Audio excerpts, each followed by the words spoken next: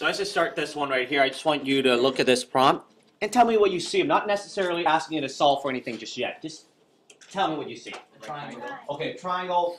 Any triangle? Right triangle. Right angle. Okay, so you see is a right angle, which makes this triangle a right triangle, because it's as long as it has a right angle in it, we call it a right triangle. What else do you see?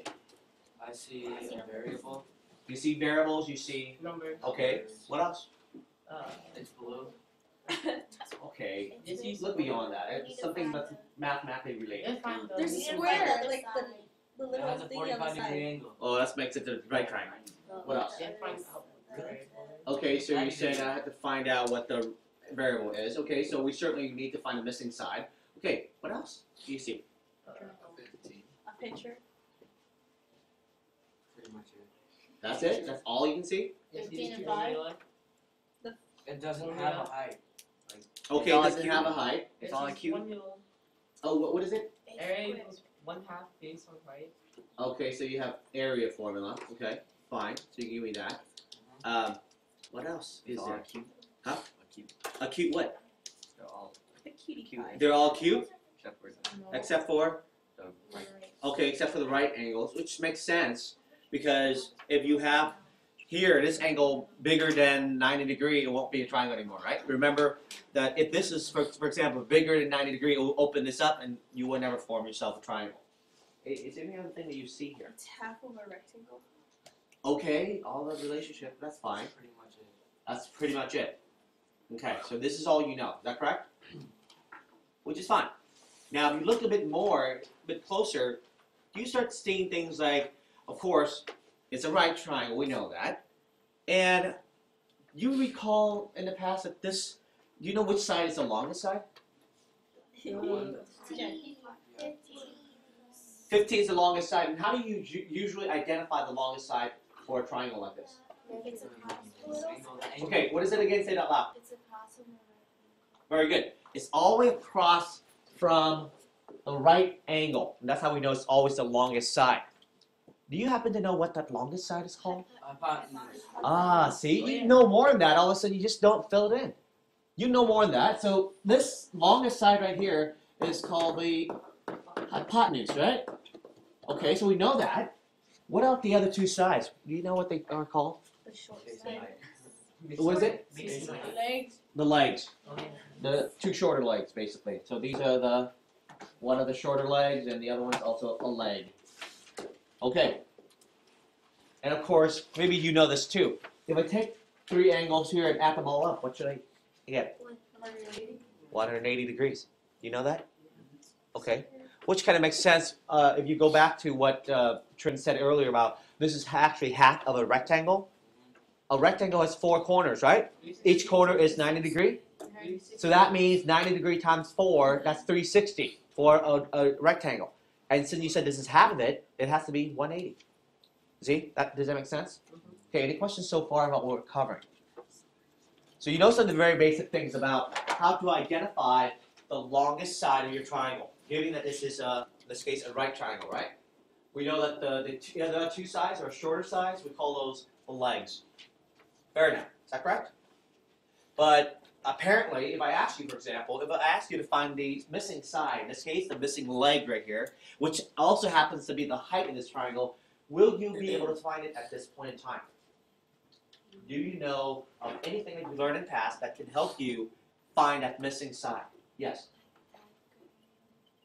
Interesting. Very good. And that's what we're trying to get to today. The Pythagorean Theorem. Very good. What's that? There it is.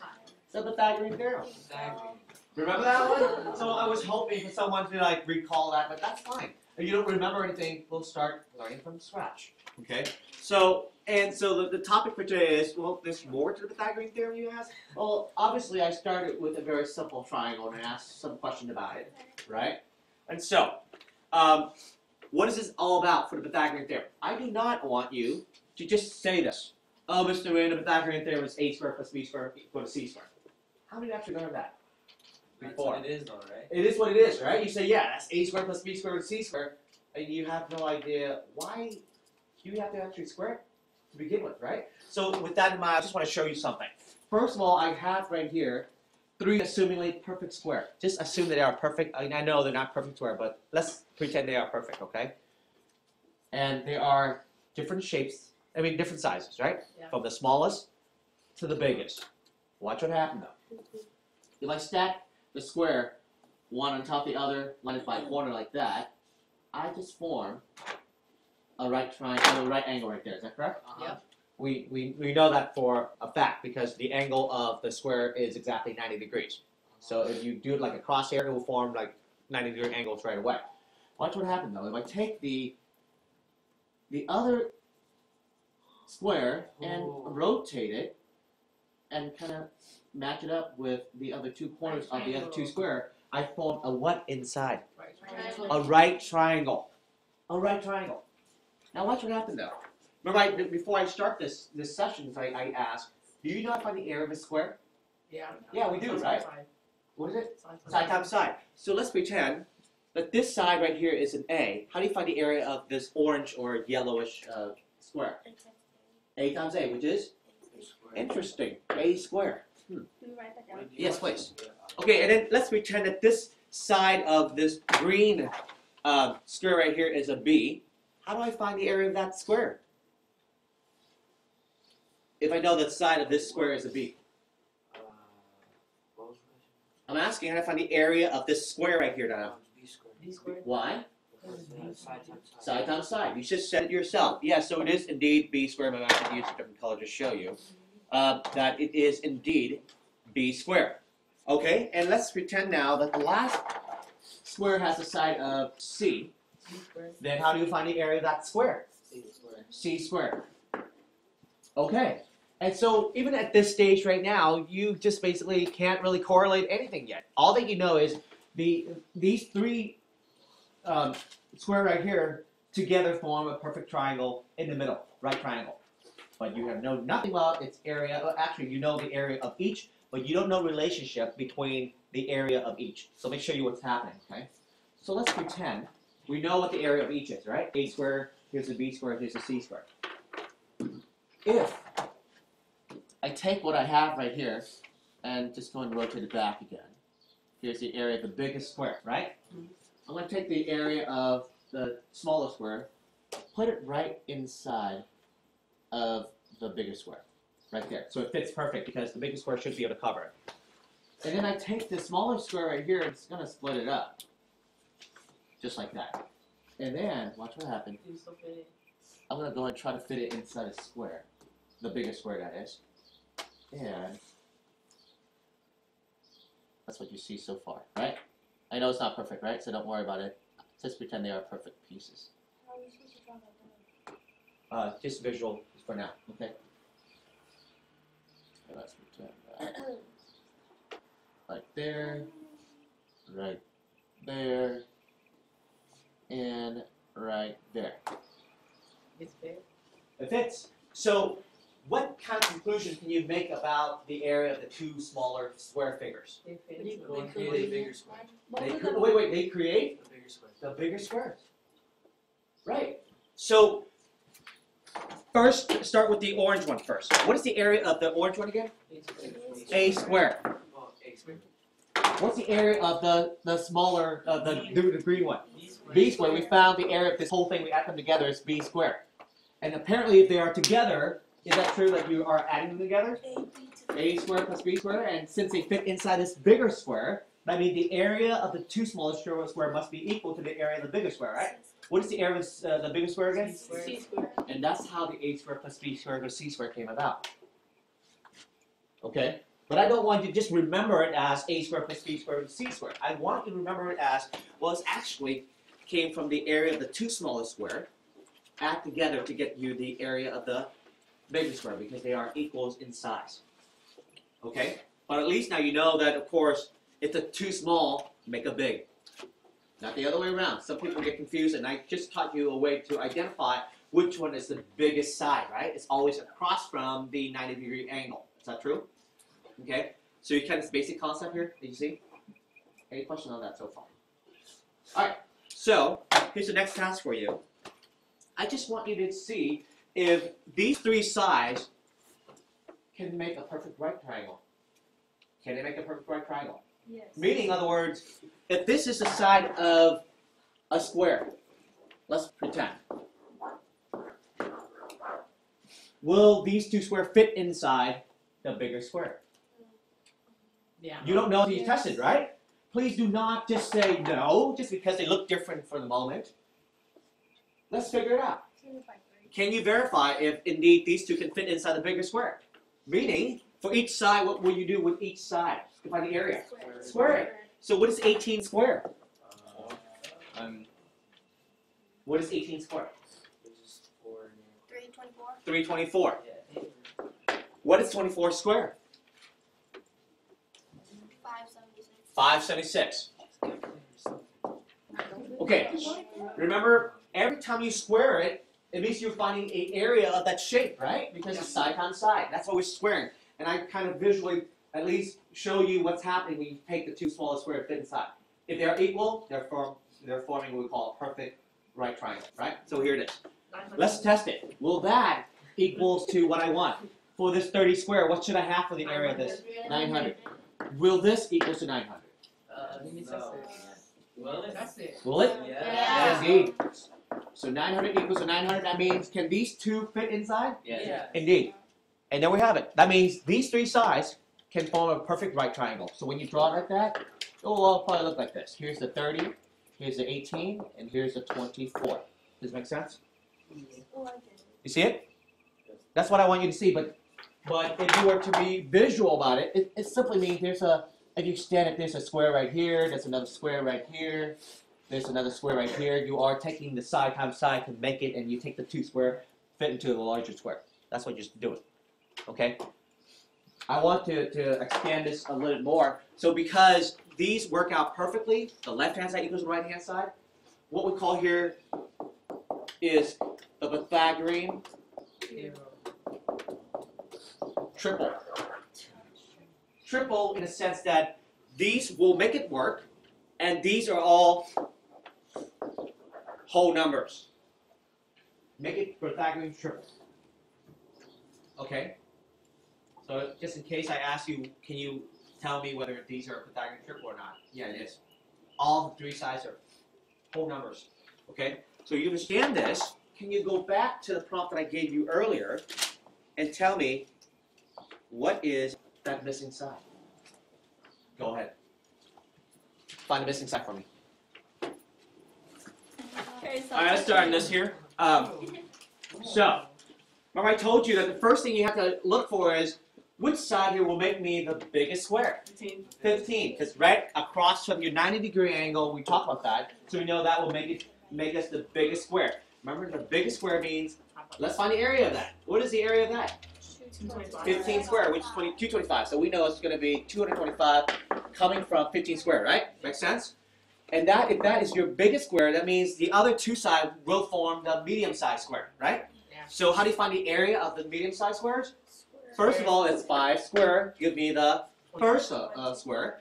The other one with side A, what is the area of the other square? A square. A square. So if you add them together, is that what you have? Yeah. 2 small square added to the bigger square. Okay, now if you do it, that's 25 plus A squared equals to 225. And you say, wait, remember our goal is to solve for the missing side A. That means we try to isolate it as much as we can. Solving for a variable, ultimately. So we're subtracting 25 both sides. And we have A squared equals to 200. The reason we can actually isolate it this time because we only have one variable. We can certainly isolate the variable easily. The other case where we have to use the Z2P, zero product property, because we have like multiple variables in the same equation. So therefore, it's better to use the zero product property in that case. But look here. This is a square. How do you undo a square? Square root it. Just like if it's a square root, you undo the square root by squaring. See, the opposite of each other. So in this case, I'll be square rooting, not just one side, both sides. Okay? One thing that I want you to remind you again about square rooting a value. When you square root a value, the answer comes out to be both positive and negative. Do you know why? Think about this. If your answer come out to be like 5, for example, just give an example. If this is 5, 5 squared is 25, right? What if it's a negative 5? Isn't negative 5 squared also 25? See? Because of the square inside, it will make it work either positive or negative. However, because we are dealing with a side of a triangle, do we need to use the negative value for it? No. No. Therefore, even though you have two possible answers, we only go with the positive one because that we are using the context of the side of a triangle. So we need to use positive value. But it is square root of 200. And you say, wait, can we actually approximate it? No, let's not approximate this time. Let's try to find a real, actual answer for this. How do we break down 200? 2 times 5 times 5. Okay, that works. Or can we just do this? 2 times 100? Yeah. And because we know 100 is 10 times 10, right? That means we find our pair, we bring it outside. Is that correct? Every time we see a twin. So therefore, 5 times. it's 10 root 2, isn't it? 10 times 10 is 100. We find that twin, we bring it outside right away. So what's left over inside? Just 2. And that's how we have 10 root 2. Questions? So we found that the missing side here is 10 root 2. Now if I ask you, will these three, it will work to make it a right triangle, but are these three sides here form Pythagorean triple? Yeah. The answer is no, because this is not a whole number. Okay?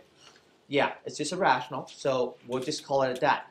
But for it to be called a Pythagorean triple, that number, or all the three numbers, have to be whole numbers. I'm talking like things, no decimal, no fraction whatsoever. Okay? Question on that? Easy enough concepts? Alright, so let's take a look at next things here.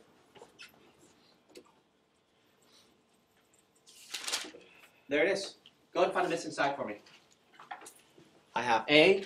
I give you side A. I give you side C. And assumingly, if we're talk about side C, C is usually your longest side, which is also known as your hypotenuse, right? So go ahead and find the missing side B, which is the shorter leg. Okay, so what we have here, guys, of course, I'm trying to ask you to find the missing side. It's always good to draw yourself a figure, just to see what's given. Here's my C, which is 14. B, I don't know, but this is 6. All right, so I know you try to find the area of the side right here, forming the square. Here's another square, forming the bigger square. So you end up with 6 squared plus B squared, which is the two smaller square figures. Add together should give me the bigger square figure, right? It's just basic things that you need to remember. So this is 36 plus B squared equals to, what's 14 squared? 196. 196. Be very careful when you multiply. Right? It's encouraged that you try to memorize these. These are perfect square numbers anyway. So minus 36 both sides, just like before. You got B squared equals to 160. 160. Now, we want to solve for B, meaning we're going to take the square root of both sides. Remember, positive and negative, but because we're talking with the side of the triangle again, we just focus on the positive value. 160 you can certainly break down 10 times 16, right? Yeah. The reason I'm choosing this is because 16 is a perfect square number, and I know I can break it down easily. 4 times 4? Well, that's 20 outside. Yeah, then 4 will go outside. So that's why you have 4 outside and 10 inside, and this is it. That's how you would do it. Questions at all? But if I ask you, okay, just for instance, if I ask you to go ahead and approximate the square root of 160, what is your answer going to be? 13. Very good. 13 is 169 and you square it, and 169 is the closest 160. And answer approximately is 13. You're right. And if you want to test it yourself, take 4 times root 10 on your calculator, you get something around 13. Okay? Is that easy? Very good. Here's the last question for you. Go ahead and try and figure this out.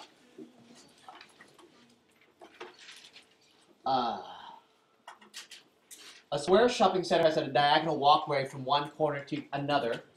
And the walkway is about 70 meters long. Now, it's important for you to start seeing this before you even do anything, right? It's a square shopping center. So I'm going to draw myself a square just like that. A diagonal walkway from one corner to the other. So what does it look like here? A diagonal walkway. Right, cross like that from one side to the other side, right? So that's a diagonal walkway. It's approximately 70 meters. And because this is a square shopping center, what can you say about the side of each? They both equal. Equal. They're all what? Equal.